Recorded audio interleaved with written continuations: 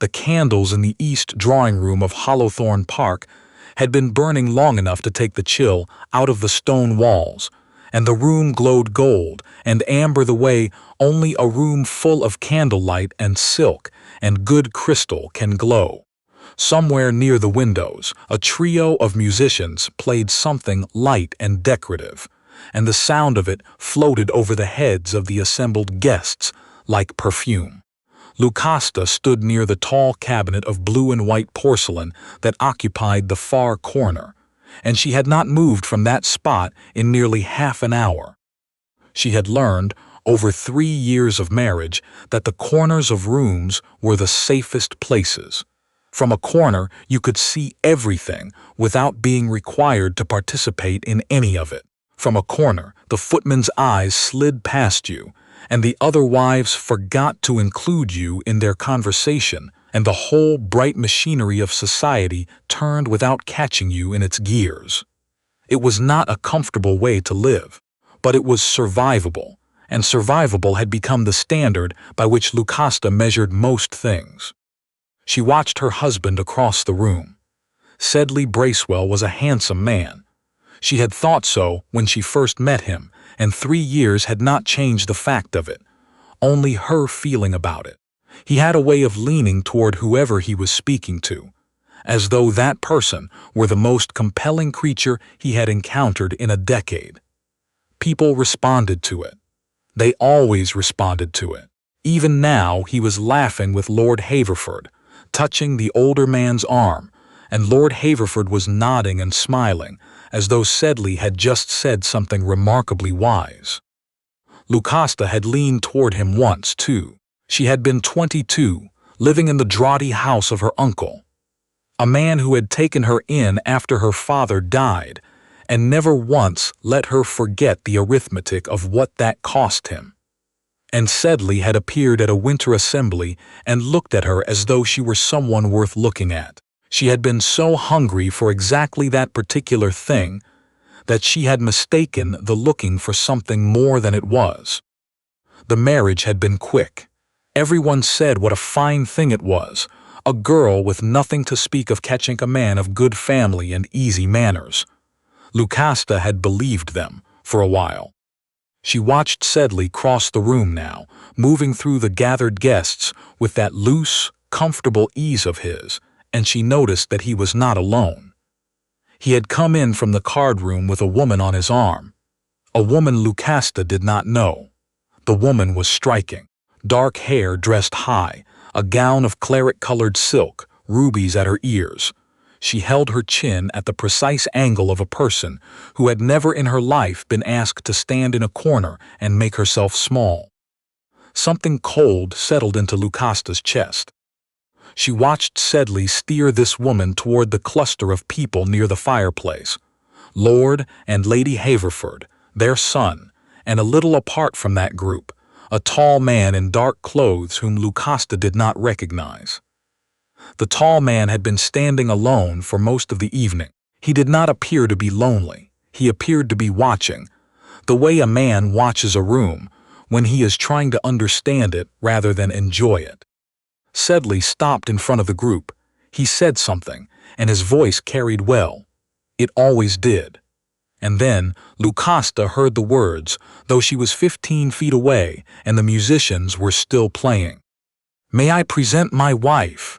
Sedley said, and he was looking at the woman in claret silk, and his hand was at the woman's back, and the woman in claret silk smiled the smile of a person hearing something they find satisfying. Lucasta did not move. The words arrived in her the way a very cold thing arrives, not all at once, but spreading outward from the center, until she felt them in her fingers and her throat and the backs of her knees. His wife.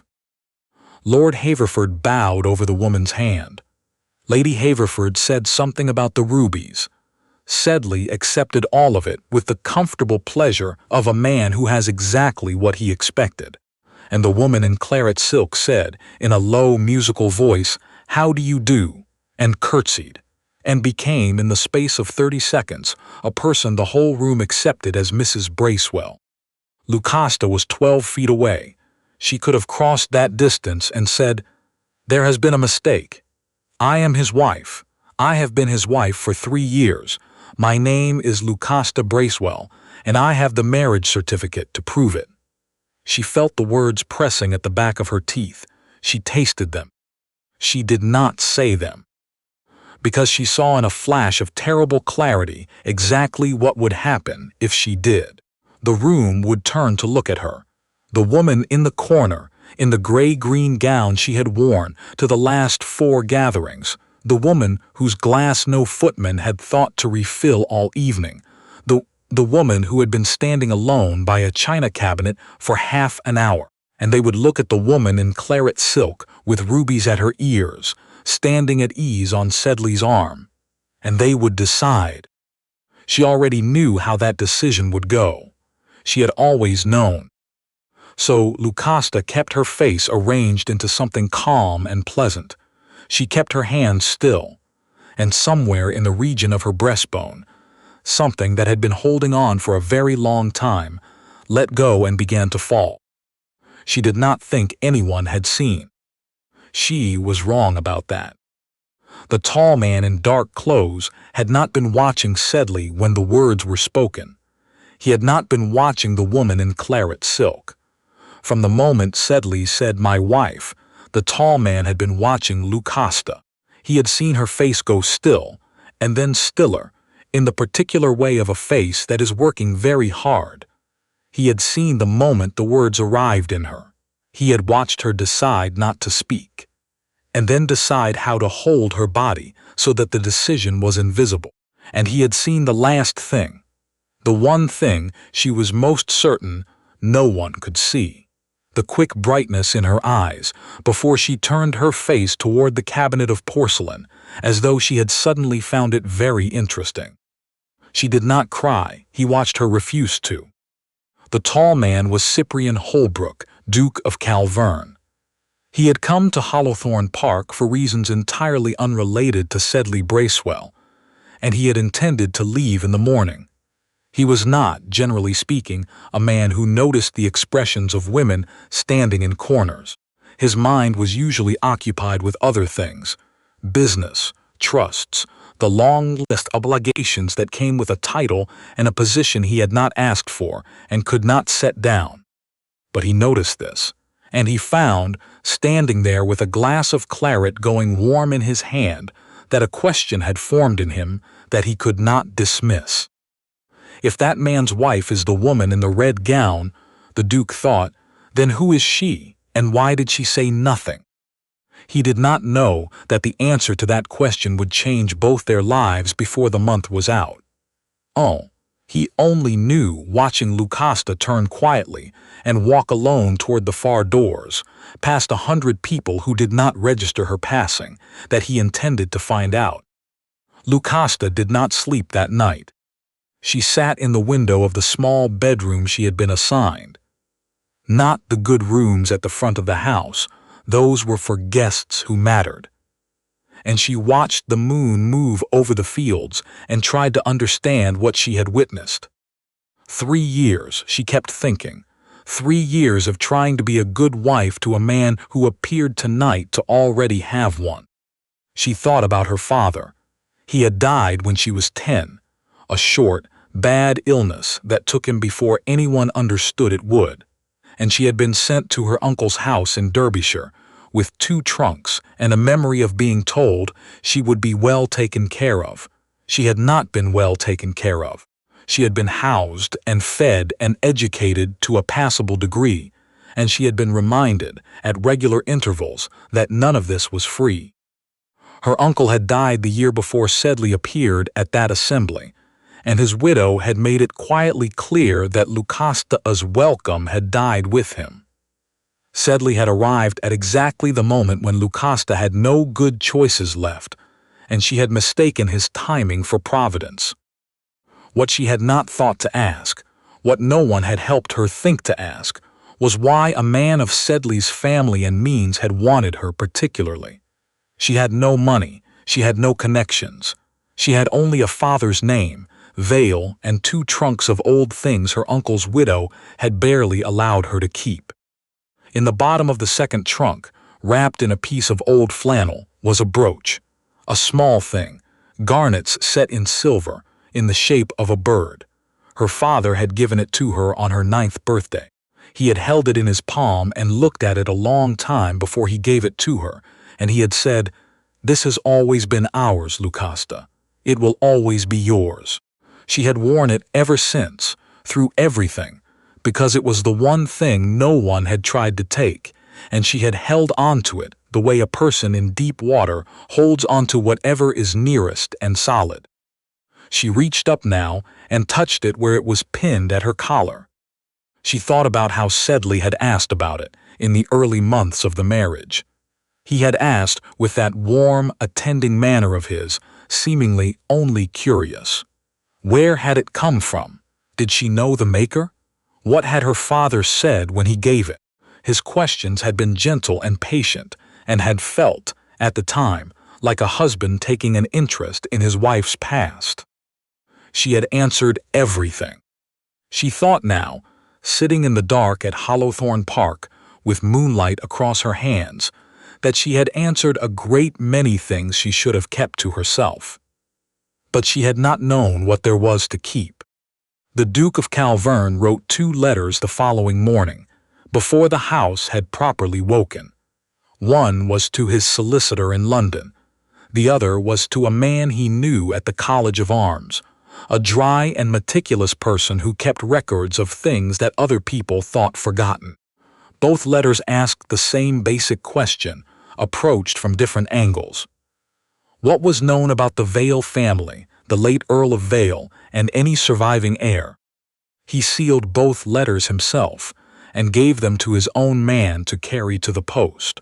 He did not trust the house's servants with them. He was not yet certain why he didn't, only that Sedley Bracewell had the look of a man who had arranged his household very carefully, and careful arrangements usually meant something was being protected.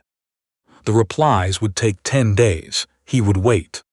In the meantime, the Duke of Calverne, who had planned to leave Hollowthorne Park the morning after the supper party, did not leave. Each day he found some reason to remain, and each day he found himself, without precisely intending it, in proximity to the woman in the gray-green gown. He watched how she moved through the house, quickly, quietly, with the practiced near invisibility of someone who has learned that being noticed is more costly than being overlooked. He watched how the other guests received her, with the polite blankness reserved for people who occupy no useful position in the social hierarchy. He watched how the servants looked through her. He watched Sedley. Sedley Bracewell was attentive to the woman in claret silk. Claudine, her name was, and she moved through Hollowthorne Park with proprietorial ease, and to Lucasta he was, when he was anything at all, the particular kind of cold that is worse than cruelty because it passes itself off as ordinary. He did not speak harshly to her. He simply did not speak to her. He did not introduce her. He did not sit near her at table. If someone addressed her directly in his presence, he found something on the far side of the room to look at. On the 3rd day of his extended stay, the Duke saw Lucasta come downstairs for the afternoon's excursion, and find that there was no seat left in any of the carriages, and that Sedley, when applied to, briefly and quietly, by Lucasta, had waved his hand and said something about the walk doing her good without looking at her.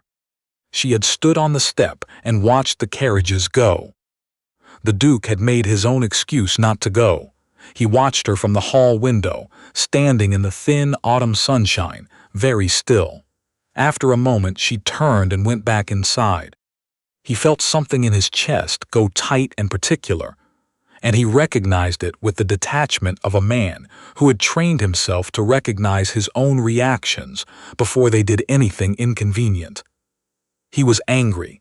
He was frightened for her, and underneath both of those, something quieter and more surprising was beginning to take hold.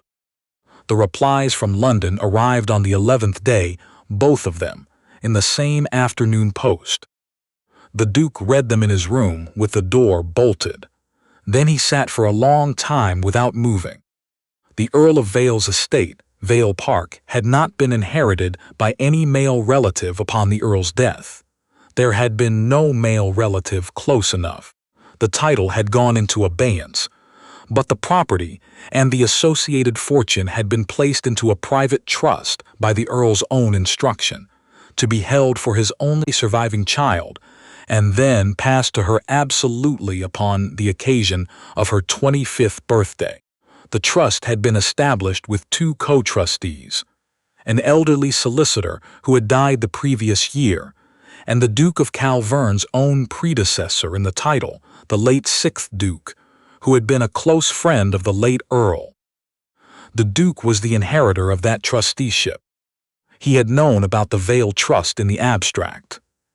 It had been one of many such instruments he had inherited with the dukedom, and until this moment it had presented no particular urgency, because no heir had come forward and the birthday in question had still been years away. The birthday was now 6 weeks away, and the woman who had been born Lucasta Vayle, legitimate daughter and sole surviving heir of the late Earl of Vayle, had been living for 3 years as Mrs. Sedley Bracewell, in the house of a man who had spent those 3 years going through her father's papers, isolating her from every person or institution that might have told her the truth, and presenting another woman to society as his wife. The Duke set down the pages. He knew the shape of it immediately, because it was a shape he had seen before in slightly different forms. A man with debts and charm and patience, who had found a woman with a fortune she didn't know she had, and had spent 3 years building a cage around her so carefully that by the time the fortune came due, she would be unable to claim it. She would have no evidence of her identity. She would have been so thoroughly taught to be silent and invisible, and doubtful of her own perceptions, that if she tried to speak, no one would credit her. 6 weeks, the Duke thought. He looked at his hands. They had closed into fists without his instructing them to. The chance to speak to Lucasta came 4 days later, in the morning room, when the rest of the party had gone to ride and she had stayed behind. She was sitting near the fire with a book open in her lap that she was not reading. She looked up when he came in, and something shuddered in her face.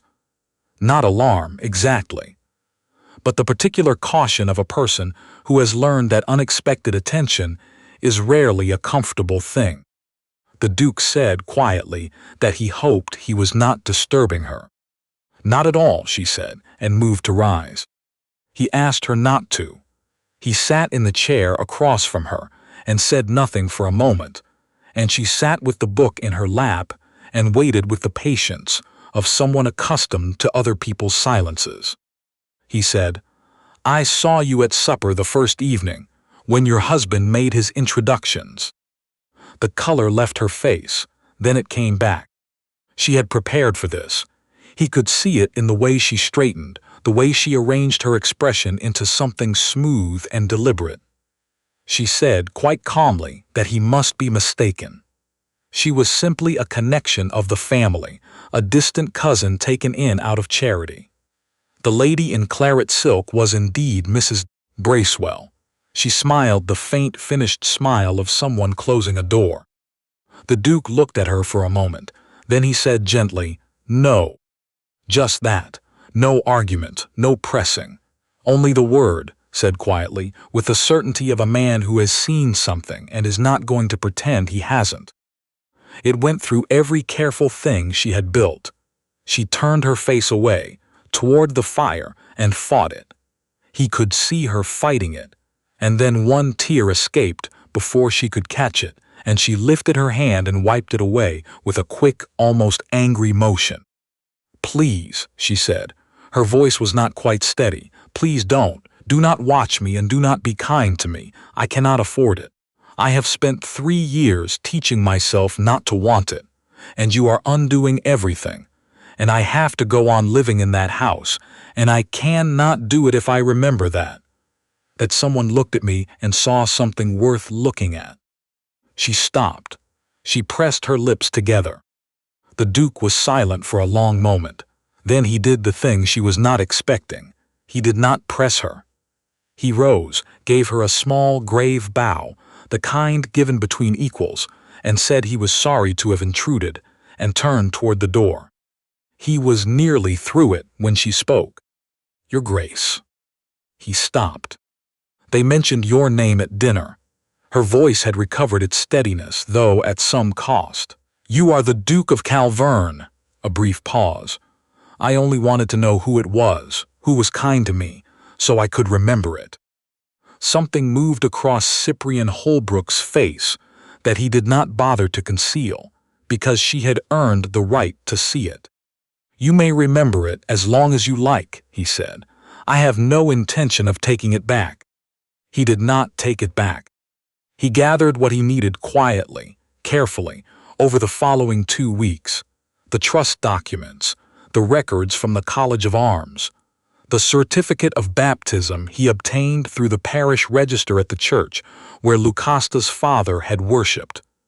He confirmed the date of Lucasta's birth. He located the record of a marriage ceremony conducted in Edinburgh 8 years ago between one Sedley Bracewell, bachelor, and one Claudine Marle, spinster, a marriage that had never been dissolved and that stood therefore as valid as anything in English law. He wrote twice to the damp rented house where the Bracewells had retreated after the party at Hallowthorne Park ended. Both letters proposed a call. Both were answered in Sedley's hand, regretting that Mrs. Bracewell was unwell and not receiving. The Duke read the second refusal and sat with it for a long time. He knew what unwell and not receiving meant when it came from a house like that one.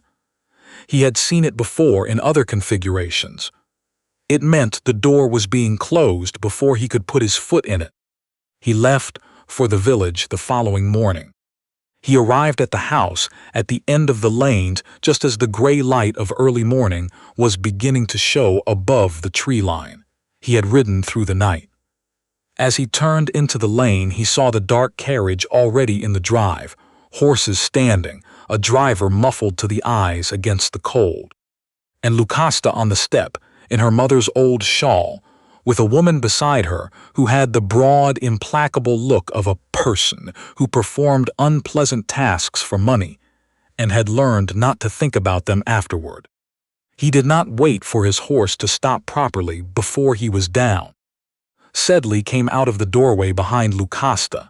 His face arranged itself quickly into the expression the Duke had been watching him wear for weeks. Warm, sorrowful, the face of a devoted husband burdened by difficult circumstance. "Your Grace," Sedley said, "you find us at a painful moment. My wife's nerves have quite given way. She has been having fancies, imagining things that have no existence outside her own mind. These good people are taking her somewhere she can rest and be looked after properly. I am sure you understand." "When does she turn 25?" said the Duke. Sedley went very still. 6 weeks, the Duke said. 6 weeks from today, the whole of the Vayle estate and the fortune attached to it passes absolutely, and in her own right, to the daughter of the late Earl of Vayle. I know this because I am the surviving trustee charged with delivering it. His voice was quiet. It did not need to be anything else. I have spent the last fortnight asking myself what sort of man would spend 3 years isolating a woman from every person who might tell her the truth about who she was, and what she was owed, and why. I believe I am looking at the answer. "She is my wife," Sedley said. His voice had shed its warmth. "A husband may direct the care of an unwell wife as he sees best. You have no standing here, Your Grace. Whatever you may believe about trusts and estates, she is mine on paper, before the law." Lucasta heard this. She had been standing very still through all of it, in her shawl, with her hands at her sides. She understood what Sedley had just done. He had placed the one wall the Duke could not immediately break, the wall of a lawful marriage, between himself and every consequence. She understood something else. She had heard through the door of Sedley's study, 11 days ago, his voice and Claudine's voice, speaking in low tones after midnight, when the house was quiet. She had not meant to stand there. She had been on her way to the kitchen for a candle, but she had heard her own name, and she had stopped. She had heard Sedley say that the marriage was worth nothing, that he had been married 8 years ago, in Edinburgh, and that marriage had never been undone. She had heard him say the words with that lazy ease of his, the ease of a man explaining something he has known for years. I did not need to truly marry her. I only needed her to believe I had. She had stood in the cold, dark passage and felt the whole architecture of 3 years come apart in her hands, and then, underneath the falling, something had risen that she had not felt in a very long time.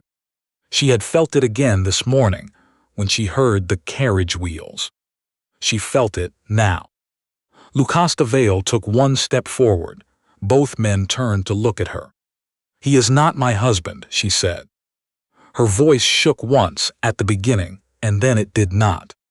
"He is not my husband," she said again, and now the words came the way words come when they have been held back too long and the holding can no longer be sustained.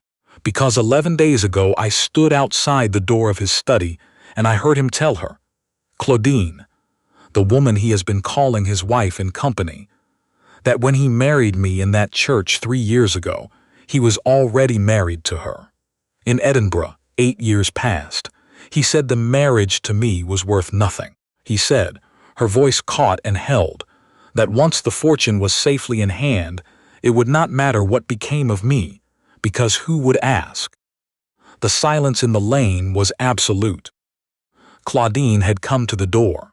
She stood there now in the morning light, and Lucasta watched her face as Sedley turned to her, already composing the next move, already shaping the gesture of a man preparing to point at the woman and beside him and say it was her scheme, her doing, her wickedness.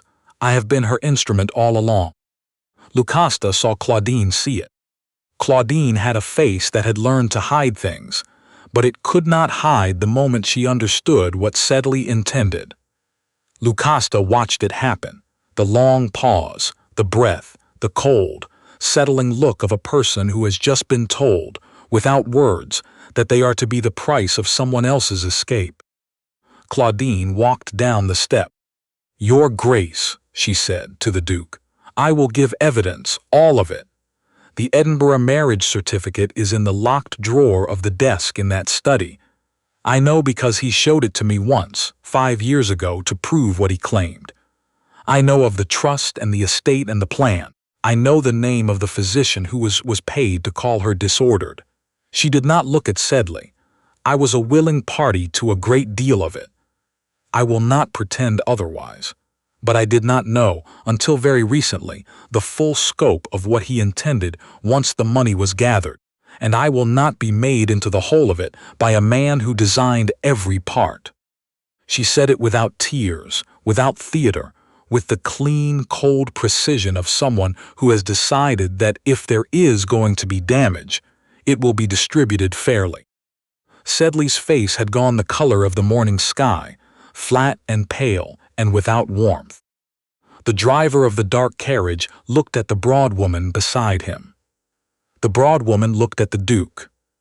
The Duke looked at all of them, and his voice, when he spoke, was the voice of a man to whom people have been accountable for a very long time. "You will all remain," he said. "There is a magistrate half an hour's ride from here who has been expecting word from me since yesterday. As for you, Bracewell, you built 3 years of careful work on a single lie. That lie has now been spoken aloud by 2 witnesses in the light of day. There is nothing left of it." He crossed the remaining ground between himself and Lucasta. She was still shaking, but she was standing straight, and her eyes, when she looked up at him, were clear. "You came," she said. "I was nearly too late," he said. "If you had not spoken—" He stopped. He was not a man who lost command of his own sentences. He found, somewhat to his surprise, that he had lost command of this one. "You broke it yourself," he said. "I want you to understand that. I came with rank and suspicion, and not enough proof, and you broke it with 6 sentences in an open lane. Not I." Lucasta looked at him. She had held the memory of one grave bow in a morning room for 2 weeks, on the worst nights, when the house was cold and the sound of Sedley's voice through the floorboards made sleep impossible. She had held on to it the way you hold on to the one solid thing when everything else is moving. "I remembered your name," she said. "You told me I could. I held on to it." Cyprian Holbrook looked at the woman in the patched shawl in the thin morning light, thin-faced, hollow-eyed, standing in the ruins of 3 years of careful cruelty, and felt something shift in him that he suspected was not going to shift back. "You will not need to hold on to it any longer," he said. "It is here now. It is not going anywhere." He offered her his arm. And Lucasta Vayle, who was 6 weeks from 25, who had stood at the edge of being lost entirely, who had spent 3 years teaching herself that safety was the same thing as invisibility, looked at the arm the Duke of Calverne offered her in the open morning, in the mud of a lane, with the wreckage of Sedley Bracewell's careful scheme settling around them like smoke after a fire. And she reached out, of her own free choosing, and took it. The estate at Vayle Park was opened in the spring, and the light that came through its long windows was the particular light of a house that has been closed too long and is glad to be breathing again. Lucasta walked its rooms slowly, room by room, in no hurry. There was no one to hurry for. There was no one watching. In the portrait gallery, she found her father looking out from a canvas with a quiet, steady expression she recognized, because she had seen it in her own mirror. Beside him, in a smaller frame, was a woman she did not remember. Her mother, dead before Lucasta was old enough to hold the memory properly, wearing at her collar the silver and garnet brooch. Lucasta stood before the portrait for a long time. She unpinned the brooch from her own collar and held it in her palm. "This has always been ours, Lucasta. It will always be yours." She understood now what he had been trying to tell her, and why he had not had the words for it, and why he had given her the brooch instead, and hoped she would hold on. She had held on. Sedley Bracewell was tried and convicted of bigamy and of conspiracy to defraud. He was transported. The solicitor who had certified the false marriage documents was disbarred. Claudine gave her evidence and received the mercy of the court, and was last heard of in Bordeaux, which seemed to suit her. Cyprian Holbrook, Duke of Calverne, came to Vayle Park in the autumn and walked with Lucasta in the gardens where the last of the season's roses were going over on their stems. He was a careful man, and he had been careful about this in particular, and when he finally said what he had been forming for several months, he said it plainly and without ornamentation, that he was asking her, not because she needed him.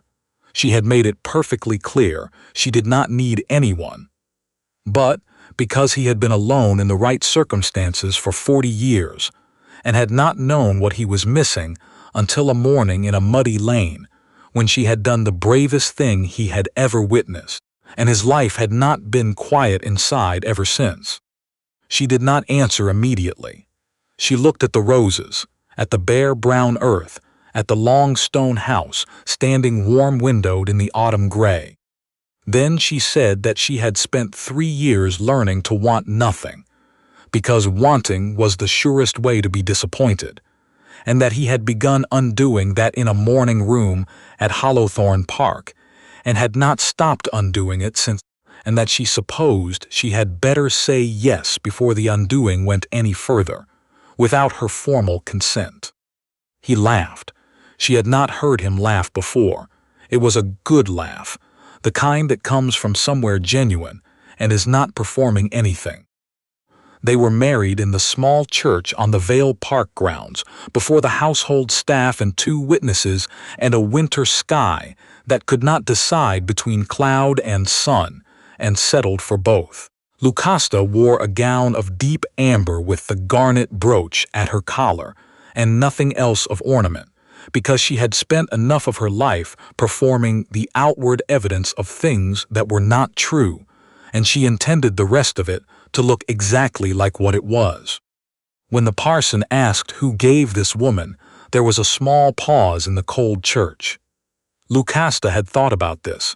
She had considered it carefully, over several weeks, and she knew her answer. She gave herself. She said so, in her clear voice in front of everyone. And Cyprian Holbrook, who was not given to public display of anything, turned to look at her with an expression that anyone in that small church could have read perfectly. And all of them did, and all of them were glad of it. The years that followed were the years Lucasta had not known she was capable of having. She kept the house at Vayle Park, and she learned it room by room, season by season, until she knew every creaking stair and every cold corner and every portrait on the gallery wall.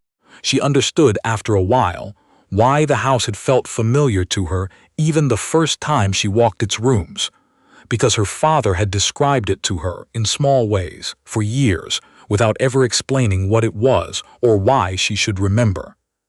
He had known he might not be there to introduce her to it himself. He had given her what he could. She thought of him often, and she thought of the brooch, and she thought that perhaps the things we hold on to in the dark are not always obvious fortified walls.